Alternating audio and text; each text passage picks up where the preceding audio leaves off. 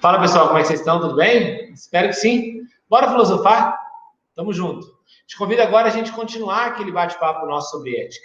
Fiz uma primeira parte de uma conversa com vocês, onde eu introduzi o conceito de ética para os gregos, vimos a questão da moral e da ética dentro da sociedade, passeamos pelo conceito de Sócrates, de Platão e de Aristóteles.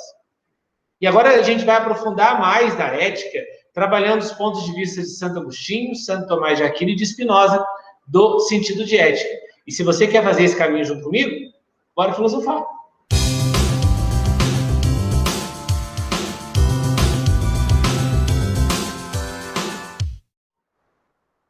Então, legal você estar comigo, a gente está construindo legal, um caminho bacana sobre filosofia, e eu te convido agora a gente dar continuidade àquela nossa conversa de ética como virtude.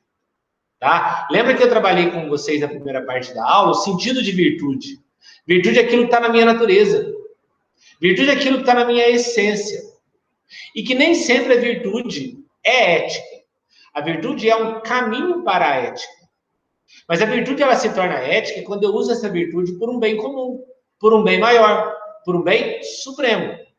Por exemplo, eu posso ter como virtude a inteligência. A inteligência é uma virtude. Agora, se eu uso dessa inteligência para organizar um assalto a um banco, por exemplo, essa virtude não está levando a um bem maior, e sim a um bem individual. Logo, não estou sendo ético. Então, a ética, ela passa por essa busca por um bem comum como virtude. Hoje eu quero trabalhar com vocês como que Santo Agostinho entende a questão da virtude, como que Santo Tomás de Aquino entende a questão da virtude na Idade Média, e na modernidade, como que Baruch e Spinoza entendem a questão da virtude. Vamos para a aula? Pois bem, vamos começar entendendo como que Santo Agostinho entende a questão da ética. Lembrando que tanto Agostinho quanto Tomás de Aquino estão na Idade Média, o período da cristandade, então todas as referências morais que a sociedade tem que construir passam pela questão da igreja. Tá? Não está dissociado moral de religião. Mas, Giovanni, eu não sou um cara religioso. Como é que eu posso aplicar as ideias desses caras? Tranquilamente. É possível trazer a visão de ética para Agostinho e para Tomás de Aquino, inclusive para quem não é religioso. Aliás, é uma visão bastante rica. E que se nós praticarmos, a gente sempre vai fazer o certo. A gente sempre vai alcançar tanto o ethos quanto o ethos. Você não lembra a diferença de ethos e ethos? Vai lá no vídeo 1. Logo no começo da aula, eu tento diferenciar esses dois conceitos. Dá uma olhadinha lá. E Santo Agostinho, quando ele vai discutir a questão da ética, ele diz o seguinte, olha, a ética é livre-arbítrio. Ética é a capacidade do homem de deliberar sobre si. É a minha liberdade que me conduz à ética. E é legal que ele parte de uma ideia muito interessante. Ele fala, olha, o ser humano, eu, Gigi, você que está acompanhando a aula, nós somos dotados de dois polos, razão e vontade. E para Santo Agostinho, vontade e razão são dois elementos diferentes. Ele entende que a vontade nos leva a um caminho, a razão nos leva a outro. E nós temos liberdade de escolher a vontade e a razão. E no seu livro As Confissões, ele deixa muito claro, a escolha que o homem faz define o seu futuro. Vejam, Santo Agostinho, quando trata essa questão, ele vai lá no texto sagrado da Bíblia. Quando Paulo escreve a comunidade de Corinto, ele diz o seguinte, tudo me é permitido, mas nem tudo me convém. Olha que legal. Tudo me é permitido, mas nem tudo me convém. Aqui, galera, Paulo está dizendo o seguinte, eu posso tudo, mas a razão deve me mostrar o que me convém. Porque se eu for governado pela vontade, é quase certo que eu vou cair em pecado. Se você não é religioso e quer aplicar as ideias de Santo Agostinho, é fácil. Se eu for governado pela vontade, é quase certo que eu vou faltar com a ética. Olha que ideia interessante que ele desenvolve. Ele fala o seguinte, olha, a vontade, ela pode conhecer o bem, mas a razão pode rejeitá-lo. E entenda comigo que eu escrevi bem com B minúsculo. Porque bem com B minúsculo é um bem do cotidiano, é o bem próprio, é o bem individual. Bem com B maiúsculo para a filosofia é um bem supremo. É, por exemplo, a ideia de Deus para os gregos, que Santo Agostinho vai retomar. Santo Agostinho, ele entende o bem do mundo, da cidade dos homens, dessa realidade imperfeita que nós vivemos. Aqui Santo Agostinho está dizendo o seguinte: a vontade, ela sempre vai me levar para o bem da cidade dos homens. Existe em nós a tendência para o pecado. Existe em nós uma tendência para a vida antiética, por exemplo. Mas a razão deve rejeitar essa escolha. A razão deve nos levar a um bem maior. A razão deve nos levar a um bem supremo. Ética para Santo Agostinho é a razão dominar a vontade. Ética para Santo Agostinho é a razão rejeitar os nossos instintos de vontade. Entendendo que nós somos liberdade. E o que é liberdade para Santo Agostinho? Liberdade é a capacidade do indivíduo de determinar sobre si. Eu escolho. Eu sou livre para escolher o bem ou o mal. Eu sou livre para escolher entre o bem minúsculo e o bem maiúsculo. Volte ao texto. Tudo me é permitido, só que nem tudo me convém. O homem que age de forma antiética, ele de forma livre escolheu a vontade. Ele de forma livre escolheu o mundo da cidade de Deus. Ele foi incapaz de deixar a razão dominar suas vontades. Aí, Santo Agostinho aprofunda dizendo o seguinte: sabe qual que é o problema? É que nós somos imperfeitos. O problema do homem é a sua imperfeição. E como somos imperfeitos, nós vamos ter sempre a tendência para o mal. Então, nós nunca seremos éticos por nossas próprias forças. Nos é necessário a graça de Deus. A melhor escolha do homem, ela é alcançada por meio da graça de Deus. É essa graça que vem ao encontro do homem, é essa graça que vem ao socorro das fraquezas do homem e o leva ao bem supremo.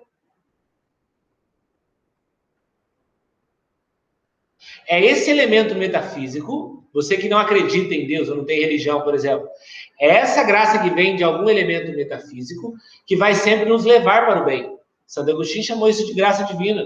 Chame como quiser. O fato é que temos que ser éticos. E se quisermos seguir as bases agostinianas de ética, a razão deve dominar a vontade. Santo Tomás de Aquino, ele vai numa linha parecida. Para São Tomás de Aquino, o que Agostinho chama de vontade, Santo Tomás chama de paixões. A ética para São Tomás de Aquino é o domínio das paixões. E o que é paixão? Paixão é tudo aquilo que me faz agir fora da razão. Paixão é a capacidade que nós temos de agir por aquilo que está além daqui. Paixão, em São Tomás de Aquino, é a tendência do homem para o mal, para o pecado. Se eu quero ser um sujeito ético, eu tenho que ter a capacidade de dominar as minhas paixões. O desejo, a ganância, a maledicência, a inveja. Todos esses sentimentos que nascem do coração e não da razão, eles devem ser dominados por nós. E nós só vamos dominá-los pela graça de Deus. Fora essa graça, nós somos incapazes de dominar essas paixões. Então, quando Santo Tomás entende a ideia de paixões, ele fala: olha, você quer ser um sujeito ético? Domine essas paixões, domine seus instintos, domine os ímpetos. Porque eles vão sempre nos levar ao mal, ou ao bem minúsculo. A capacidade do homem de dominar as paixões o leva ao bem maior, o leva a Deus, o leva à ética. Quantas vezes nós erramos Aqui eu não estou falando só com pessoas religiosas, não. Pensando no modo geral. Quantas vezes nós erramos porque fomos incapazes de dominar nossas paixões? Fomos incapazes de controlar os nossos instintos. E ao não controlar esses instintos, nós perdemos a ideia de ética. Nessa mesma pegada de ética a partir das paixões, das vontades, aparece para nós Spinoza. Baruch Spinoza, ele é um filósofo racionalista do século XVII, tá? Entende que o conhecimento do homem parte da razão, mas muitas vezes nós não damos espaço a essa razão. E por isso nós erramos. Spinoza vai entender que ética é um elemento relativo. Dizia o que é ética relativa? Spinoza entende que não existe uma coisa boa ou má em si. A ação, a conduta, ela é ética ou ela é antiética de acordo com o que ela nos afeta, de acordo com os efeitos que elas causam em nós. Para Spinoza, nós somos afeto. Dizia o que é afeto? Afeto é aquilo que me afeta. Afeto é aquilo que é externo e que condiciona a minha ação. A raiva, a ira, a paixão, o amor, a fome. É tudo aquilo que é uma contingência da minha existência. Nós somos, segundo Spinoza, contingência, nós somos afeto. E nós estamos toda hora governados por esses afetos. Se eu faço uma coisa, provavelmente eu não escolhi fazer aquilo. Provavelmente algum afeto, alguma coisa externa me fez fazer aquilo. Fez com que eu agisse dessa forma. Vocês entenderam? Então, por exemplo, se eu for a um supermercado e roubar um pacote de bolacha, não foi a razão que me fez roubar aquele pacote de bolacha. Foi um afeto. A fome, a necessidade, a vontade.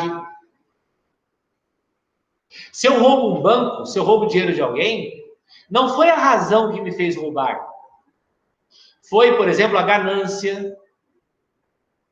Se eu sou mal educado com um aluno, provavelmente eu fui mal educado porque algum afeto me governou. Que afeto seria esse? A raiva, os problemas. Pensem, por exemplo, eu estou com um problema em casa, financeiro, pessoal, afetivo, algum problema em casa. Chego no colégio para dar aula. E aí eu puto da vida. Um aluno só vira para trás para pegar uma borracha. Nada demais. Aí eu vou lá e estouro com o aluno. Tiro ele de sala. Dou a ele uma ocorrência. E eu penso, não, eu sou livre, pô, eu sou professor, eu faço o que eu quiser. Spinoza diria, não. Você fez isso porque algum afeto te governou. A raiva. E aí nós nos arrependemos. Porque agimos a partir de uma série de elementos. A nossa capacidade de escolher, de decidir, de assumir nossos valores, as normas, a liberdade que nos guia, ela sempre está vinculada a algum afeto. E esses afetos, eles motivam as nossas ações. Há uma canção do Henrique Juliano, dupla sertaneja, que resume bem essa ideia do Spinoza. A letra, ela diz o seguinte: encontrei uma caixinha cheia de relatos, um monte de documentos tão falsos. Nossas vidas. Em minhas mãos agora, tem cada parte dessa nossa história. Mas eu não sei se eu rasgo ou jogo fora. E o que é que eu faço agora? Cometi a loucura de nossas fotos rasgar. E um lado no outro eu vou ter que colar. Mas foi na hora da raiva. Na hora da raiva. Naquele segundo eu pensei que ia até te odiar. Mas respirei fundo e vi que eu te amava. Mas foi na hora da raiva. Na hora da raiva. Veja quantos afetos governaram o autor dessa canção. A loucura, a raiva, o amor. Spinoza diria, faltou a ele a ética porque ele deixou esses afetos o dominar. Então, para Spinoza, ética é a capacidade de dominar os afetos. Só que aí você pensa assim, mas Gigi, nós somos seres humanos. Nós somos imperfeitos. Os afetos, eles vão sempre nos governar. Sim. Por isso nós não somos livres. Nesse ponto, Spinoza discute a questão de liberdade real e liberdade ilusória. O que é a liberdade ilusória? A liberdade ilusória é agir pelos afetos. É agir pela raiva. É agir pelo amor, é agir pela fome, é agir pela paixão. Todas as vezes que nós agimos pelos afetos, nós não somos éticos. E a liberdade, ela é ilusória. Liberdade real para Spinoza, a ética para Spinoza, é a superação dos afetos. É transcender os afetos. É não deixar ser governado pelo afeto. E aí você pensa assim, como? Como que eu vou superar o afeto? Spinoza responde assim, nós superamos os afetos por meio do afeto mais primário de todos, a alegria. A alegria é a nossa potência de agir. A alegria é a capacidade do homem de superar os afetos e ser ético. Porque voltando, por exemplo, ao exemplo que eu dei, de eu estando de mau humor expulsei o aluno de sala. Se eu buscasse na aula a alegria de dar aula, mesmo com todos os problemas que eu tenho, eu não seria antiético com ele. Então, segundo Spinoza, se queremos ser éticos, precisamos buscar elementos, lugares, fatores, ocasiões, causas que nos fazem felizes. Se, por outro lado, queremos continuar presos a uma liberdade ilusória, devemos continuar sendo governados por afetos. Ok? Então é isso aí, gente. Nessa aula, eu quis trabalhar com vocês a ideia de liberdade a partir das paixões, das vontades e dos afetos.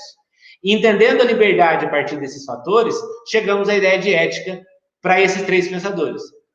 Agostinho, Tomás de Aquino e Spinoza. Na próxima parte da aula, eu vou aprofundar ainda mais com outros pensadores discutindo ética. E se você quiser continuar essa jornada comigo, bora filosofar!